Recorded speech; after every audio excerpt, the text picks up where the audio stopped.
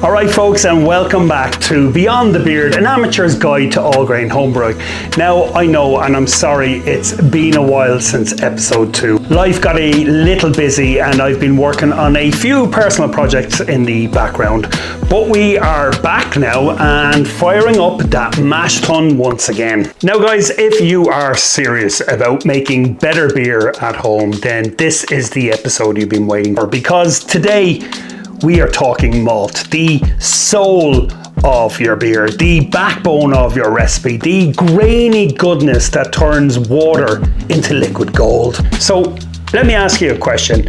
If you're new to all grain homebrewing, do you really need to know the ins and outs of malt? I mean, can you just follow the recipe, throw in whatever grain it says and just get on with the brew day? No. You see, here's the thing, understanding your ingredients is what takes you from just brewing beer to brewing your beer.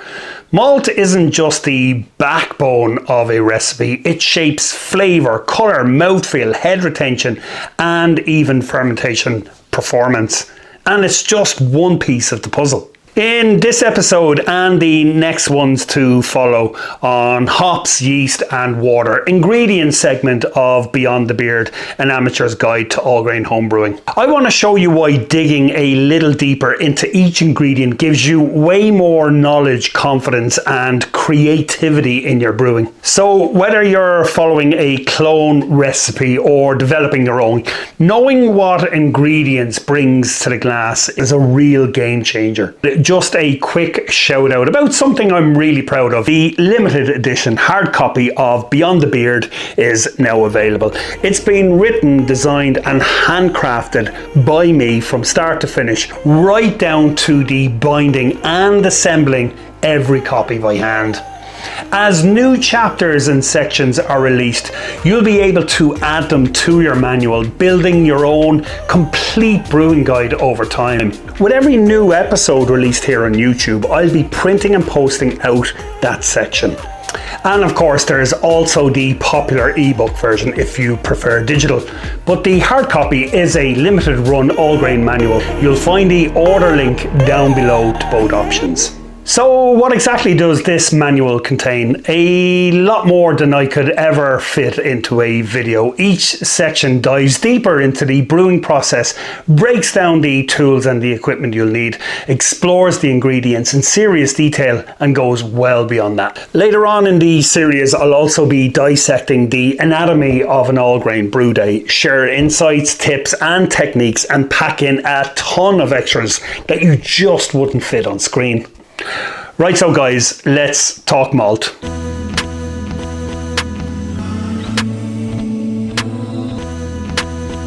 Malt is where it all begins. It's not just about colour, it's about flavour, aroma, mouthfeel and fermentable sugars. And before we even start weighing out grain bills and crushing kernels, we need to understand where malt comes from, the malting process.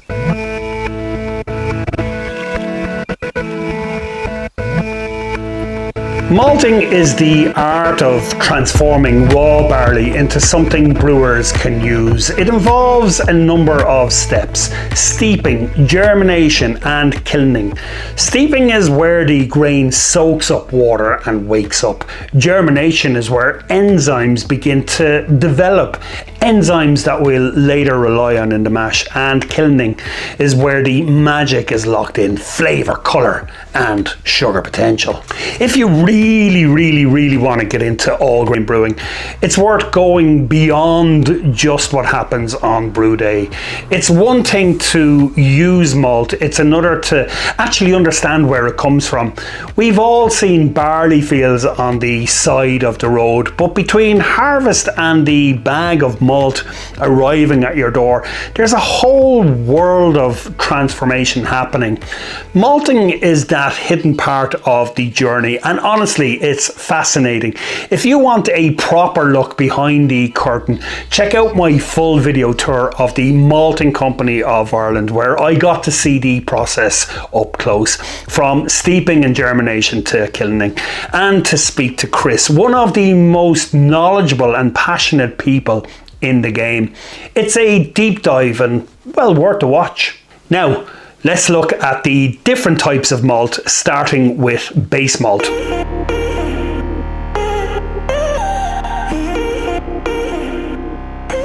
Base malts are the foundation of beer. They make up the majority of your grain bill, anywhere from 70 to 100%, depending on the style.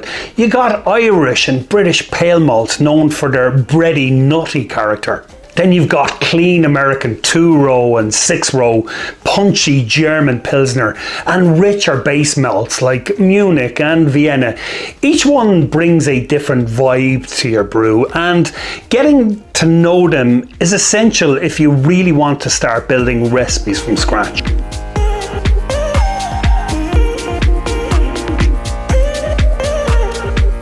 Then there's the specialty malts, the ones that give your beer character. These include crystal malts, which add caramel sweetness and colour. You got light crystal, medium and dark, and a little goes a long way.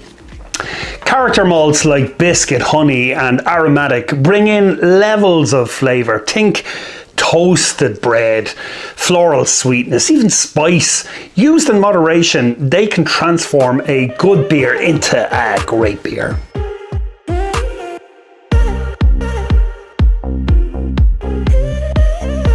Oh, and then we have the heavy hitters, the roasted malts, chocolate malt, roasted barley, black patent. These are the go-to for stouts, porters, and anything with roast or bitter dark chocolate vibes. You only need a small amount to make a massive impact. If you've seen my crafting Guinness at home episode, you'll know what I'm talking about. A little roasted barley goes a long way, and that's what gives Irish stout its bold bitterness and dry finish. It's actually amazing how just one malt can shape the identity of an entire style.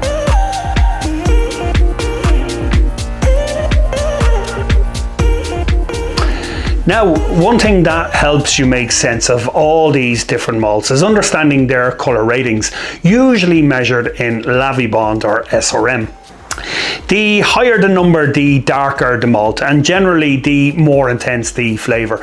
A pale malt might sit around 2 to 3 Lovibond, while a roasted barley can be 500 or way higher. These numbers help you to predict both the colour of your final beer and the impact each malt will have on flavour. And once you start building recipes, these ratings become a brewer's best friend. There's also a few curveballs. Smoked malt, for example, acid malt for dialing in your mash pH.